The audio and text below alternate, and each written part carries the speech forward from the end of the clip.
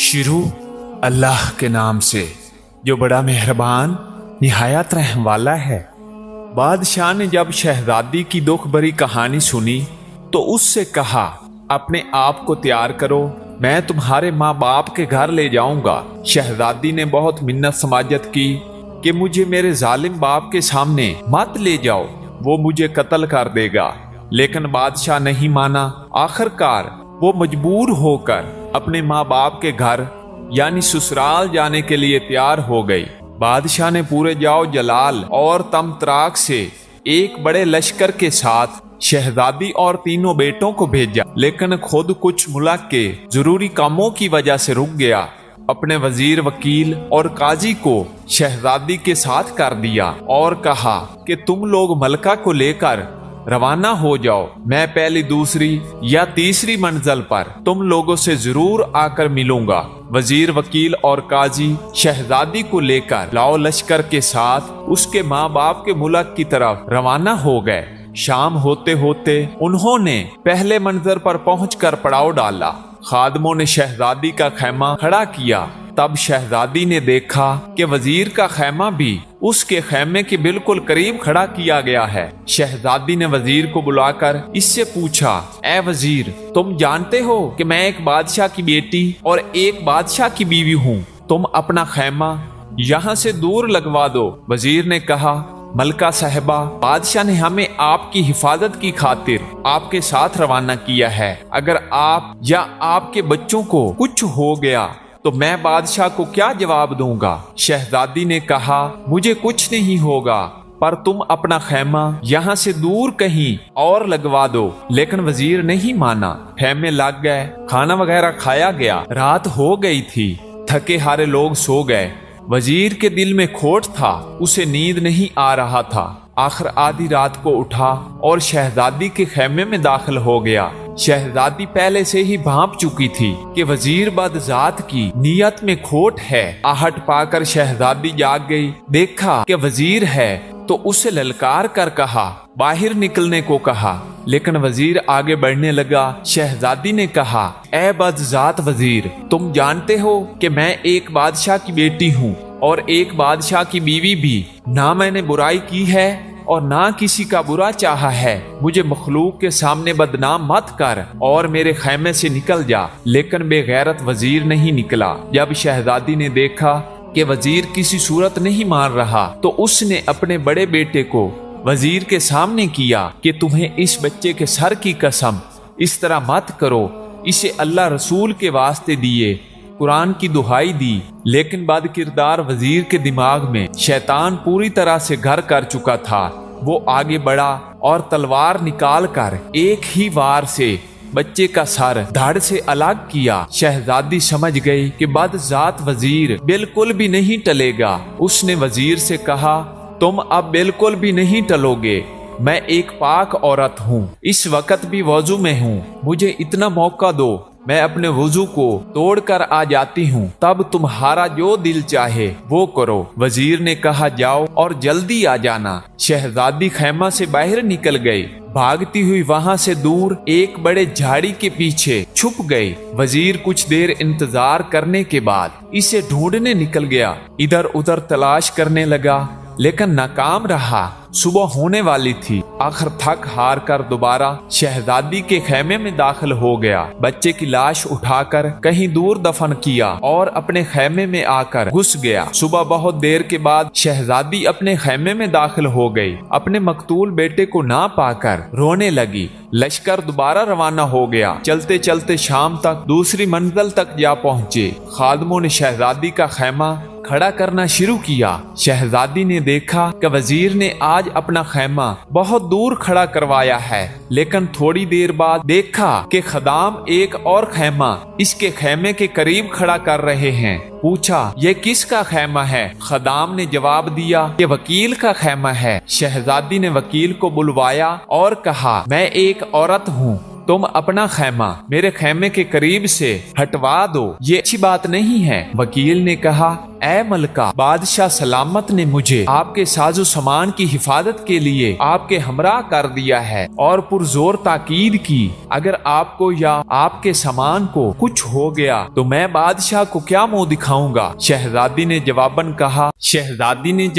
कहा, इतने जम गफीर के दरमियान मुझे और मेरे सामान को कोई चुरा कर नहीं ले जा सकेगा। बेहतर यही है कि तुम अपना खैमा कहीं दूर खड़ा करवा लो। लेकिन बदकार वकील टस से मस न हुआ और अपना खैमा इधर ही खड़ा करवा दिया। शहजादी पहले से ही वजीर के हाथों मार खा चुकी थी, इसलिए उस रात अपने पूरी होशो हवास में थी। वैसे भी उसे नींद नहीं आ रही थी। आज भी उसने आधी रात को किसी के कदमों की आहट अपने खैमे की तरफ आते सुनी तो मुकम्मल बेदार हो गई। जब उसने देखा कि आने वाला वकील है तो उसे ललकारा, खबरदार, मेरे खैमे में दाखिल होने की तुम्हारी हिम्मत कैसे हुई, निकल जाओ खैमे से। लेकिन वकील अपने नापाक इरादों के साथ उसकी तरफ देख रहा था। शहजादी ने दोबारा इसे कहा, तुम जानते हो कि मैं एक बादशाह की बेटी हूँ और एक बादशाह की बीवी हूँ, एक पाक दामन औरत हूँ, इसलिए मेरा पीछा छोड़ और अपने अंजाम की फिक्र कर। लेकिन बदकार वकील कहाँ टलने वाला था, वो आहिस्ता आहिस्ता इसकी तरफ बढ़ने लगा। शहजादी समझ गई कि ये बदजात भी नहीं टलने वाला। उसने अपने दूसरे बेटे को इसके सामने किया और उसे दुहाई दी,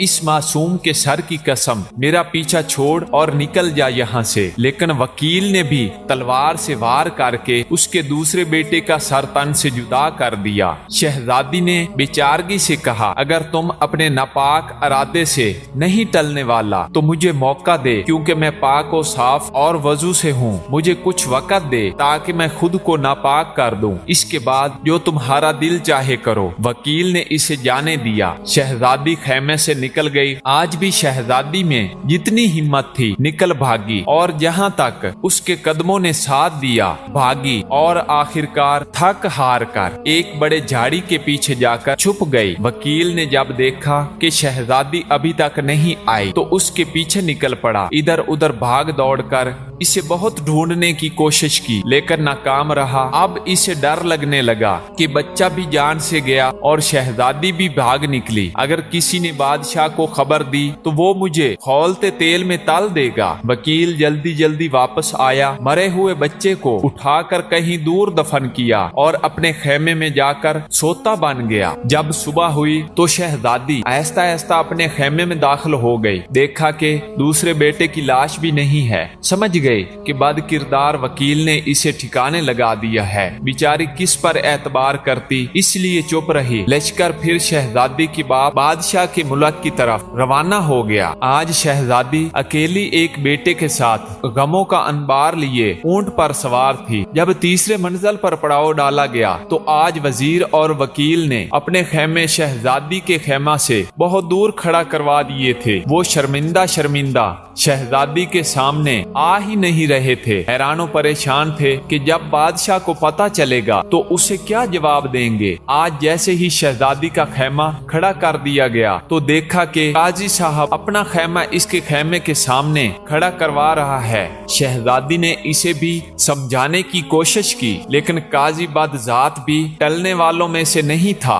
आज की रात भी शहजादी के लिए क़यामत की रात थी। वो समझ चुकी थी कि काजी बदजात भी उन दोनों से किसी तौर पर कम नहीं। आज रात तो शहजादी बिल्कुल भी नहीं सोई, बैठी रही। जब रात आधी से ज्यादा गुजर गई तो देखा कि काजी भी खरामा खरामा खेमे में दाखिल हो रहा है। शहजादी ने इसे भी समझाने की कोशिश की, बहुत मिन्नत समाजत की, खुदा रसूल के वास्ते दिए, यहाँ तक कह दिया कि अगर वकील जाहिल थे, तुम तो आलिम व फाजिल इंसान हो, लोगों को इंसाफ फराहम करते हो, तुम्हें ऐसी हरकत जेब भी नहीं देती। लेकिन काजी भी पूरी तरह शैतान बन चुका था। इस पे उन बातों मिन्नत समाजतों का कोई असर नहीं हुआ। शहजादी ने देखा कि ये भी नहीं टलने वाला तो उस ख्याल से कि शायद इसके दिल में रहम पैदा हो जाए, अपने तीसरे सबसे छोटे बेटे को इसके सामने कर दिया। उसकी दुहाई दी, वास्ते दिए,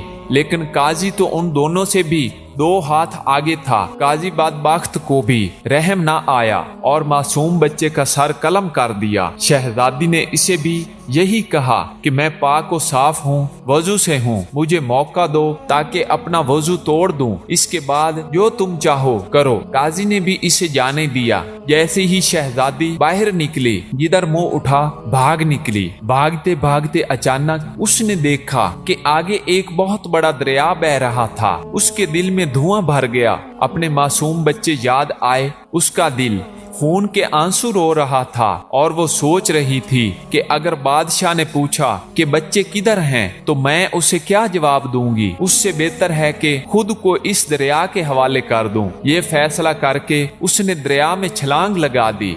पुरशोर दरिया इसे चक्कर देकर कहीं का कहीं पहुंचा के दूसरी तरफ निकाल ले गया। दूसरी तरफ 6 फकीर जो के भाई थे अपने कपड़े दरिया पर धोने के लिए लाए थे। जब देखा कि दरिया में कोई औरत बहती हुई आ रही है तो पकड़कर बाहर निकाल लाए। अब शहजादी के पैरों तले से जमीन निकल गई। उसके होशो हवास जवाब दे गए कि कहां वो 3 बदजात बद किरदार के उनसे अपनी इज्जत बचाकर भाग निकली तो इन 6 नंग धड़ंग फकीरों के हत्थे चढ़ गई। फकीरों में से हर एक यही कह रहा था कि ये मेरी है। आखिर सुलह यही ठहरी कि इसे बाप के पास ले जाएंगे, वो जिसका कहे ये औरत उसी की है। वो शहजादी को अपने बाप के पास ले गए। उनका बाप एक अक्लमंद इंसान था। देखते ही समझ गया ये किसी शहनशाह घराने की औरत है, मेरा कोई भी बेटा इसके लायक नहीं। इस वजह से उसने अपने बेटों को समझाया,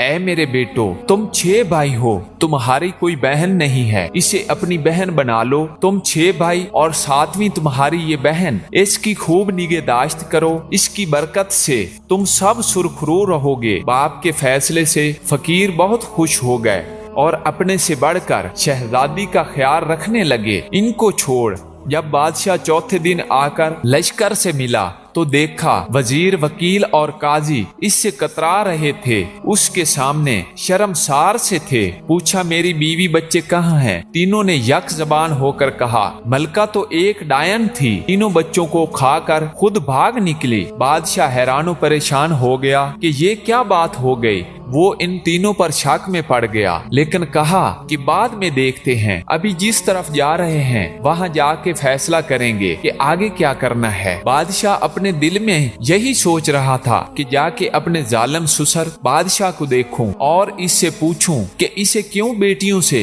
इतनी नफरत है। उसके जुल्म और सितम की वजह से इसकी बेटी डायन बन गई और अपने बच्चों तक को खा गई। चलते चलते उन्होंने एक बड़े दरिया को पुल के जरिए पार किया और अपनी मंजिल की तरफ रवाना हो गए। इधर शहजादी फकीरों की बहन बनकर रहने लगी। इसे इधर उधर से सुनगिन मिल गई और समझ गई कि अपने बादशाह के मुल्क में पहुंच गई है। इसे पता था कि इसके बाप को किस्सा सुनने का बहुत शौक है। उसने अपने फकीर भाइयों से कहा कि जाके बादशाह को बता दो कि हमारी बहन एक किस्सा गो है, क्या वो इसे शाही किस्सा गो के तौर पर मुलाजमत देगा या नहीं। फकीरों ने बादशाह के दरबार तक रसाई हासिल करके इसको ये गोश गुजार दिया कि हमारी एक बहन है जो बहुत अच्छी किस्सा गो है, अगर इसे पसंद हो तो इसे किस्सा सुनाने के लिए लेकर आएं। बादशाह ने इन्हें इजाजत दे दी और कहा कि अगर इसके किस्से पसंद आए इसे शाही किस्सा गो रख देगी। शाम को फकीर शहजादी को लेकर बादशाह के दरबार में हाजिर हुए। शहजादी नकाब में थी और दरमियान में भी पर्दा हायल था।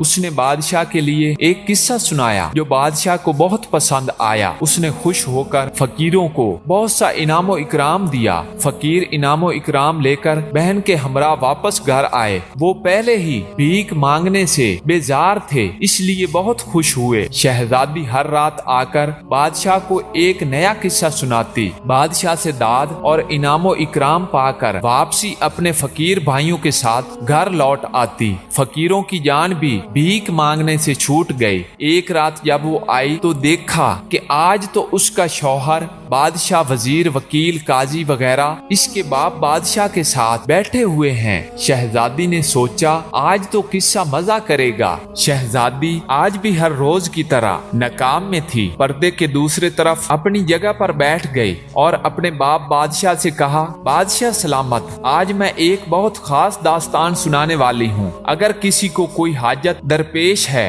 तो अभी से उठकर रफा हाजत पूरी करे। दास्तान के दरमियान किसी को उठने की इजाजत नहीं है। अगर कोई उठ गया तो मैं दास्तान सुनाना बंद कर दूंगी और आइंदा के लिए भी कोई दास्तान सुनाने नहीं आऊंगी। बादशाह ने सबको हुक्म दिया। सब ने इकरार किया कि वो दास्तान के दरमियान नहीं उठेंगे। शहजादी ने दास्तान सुनाना शुरू की। एक जालिम बादशाह था। उसे अपने घर में बेटी की पैदाइश पसंद नहीं थी। जब उसके घर में लड़की पैदा होती तो वो अपने बीवी को इसे मारने का हुक्म देता। इसकी बीवी ने दाई के जरिए अपनी बेटी को बचाकर उसकी परवरिश की। एक दिन उस लड़की पर बादशाह की नजर पड़ी जो अब जवान हो गई थी। इस बूढ़ी दाई के घर अपने लिए रिश्ता भेजा, लेकिन दाई ने तस्लीम नहीं किया। बादशाह ने इस पर जुल्म और सितम ढाए। तब दाई ने बताया कि वो लड़की इसी बादशाह की बेटी है। बादशाह हैरान हुआ कि ये तो मेरा किस्सा है जो ये खातून सुना रही है।